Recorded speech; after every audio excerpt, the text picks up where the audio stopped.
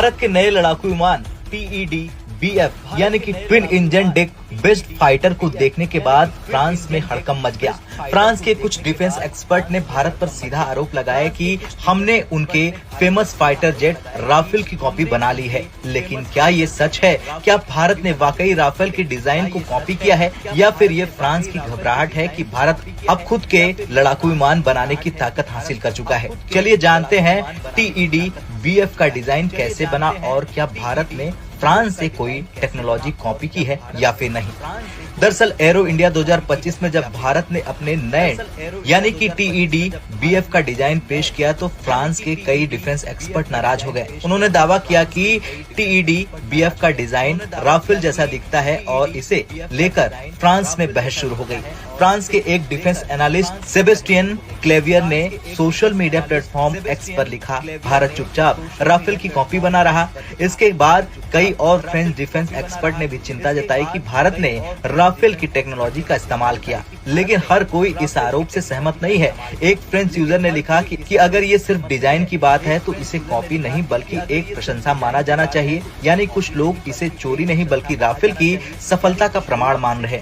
अब सबसे बड़ा सवाल ये उठता है कि क्या वाकई TED-BF राफेल की कॉपी है? इसके लिए भारत के TED-BF और फ्रांस के राफेल की तुलना करके समझते हैं कि क्या ये सच में कॉपी है या फिर नहीं। सबसे पहले बात डिजाइन में समानता की करें तो भारत के TED-BF और फ्रांस के राफेल तो दोनों कैनार्ड डेल्टा विंग डिजाइन पर आधारित है। ये डिजाइन केवल राफेल में नहीं बल्कि अमेरिका के F-22 रैप्टर, F-35 और चीन के J-20 में भी इस्तेमाल किया गया है। यानी ये कोई चोरी नहीं बल्कि एरोडायनेमिक्स का एक प्रभावी सिद्धांत है जिसे दुनिया भर के लड़ाकू विमानों में अपनाया जाता है। अब बात नए डिजाइन फीचर DSI इनलेट्स की करें तो भारत के इस लड़ाकू विमान में डाइवर्टलेस सुपरसोनिक इनलेट्स यानी DSI डिजाइन है जो राफेल में नहीं है। ये टेक्नोलॉजी F-35 और चीन के J-20 में देखने को मिलती है। इसका फायदा ये है कि इससे जेट की स्टेल्थ क्षमता बढ़ती है और इसे रडार से ट्रैक करना मुश्किल हो जाता है।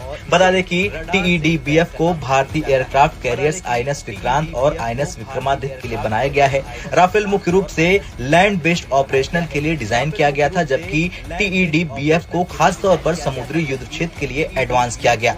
राफेल में M88 इंजन का इस्तेमाल होता है, जबकि भारत अपने TED-BF के लिए GEF 414 इंजन इस्तेमाल कर रहा, जिसे अमेरिका ने विकसित किया है। यानी भारत ने इंजन और एवियोनिक्स में कोई फ्रेंच टेक्नोलॉजी कॉपी की ही नहीं है। भारत का मुख्य उद्देश्य आत्मनिर्भर भारत यानी मेक इन इंडिया को बढ़ावा देना है। अगर भारत को अपने कैरियर आधारित फाइटर जेट चाहिए तो क्या वो हमेशा फ्रांस, अमेरिका या रूस पर निर्भर रहेगा?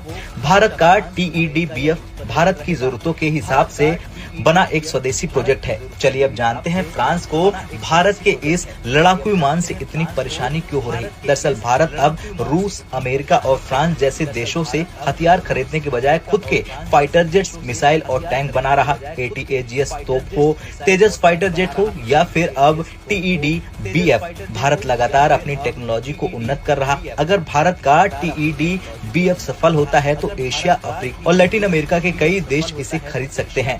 इससे भारत एक बड़ा डिफेंस एक्सपोर्टर बन सकता है और फ्रांस को आर्थिक नुकसान हो सकता है। भारत को अपने INS विक्रांत और INS विक्रमादित्य जैसे एयरक्राफ्ट कैरियर के लिए ये नए फाइटर जेट्स चाहिए। फ्रांस ये चाहता है कि भारत राफेल M यानी कि नेवल वर्जन खरीदे, लेकिन अगर TED-BF सफल हो गया तो भारत को बाहर से लड़ाकू विमान खरीदने की जरूरत ही नहीं पड़ेगी। खैर, अब साफ हो गया कि भारत ने कोई टेक्नोलॉजी चोरी नहीं की बल्कि दुनिया में अपनी पहचान भारत बना रहा। भारत का ये लड़ाकू विमान पूरी तरह से स्वदेशी प्रोजेक्ट है और फ्रांस की चिंता ये है कि भारत अब उनकी जरूरतों के लिए उस पर निर्भर रहेगा। अब आपको क्या लगता है कि अब भारत आने वाले समय में एक ग्लोबल डिफेंस सुपर पावर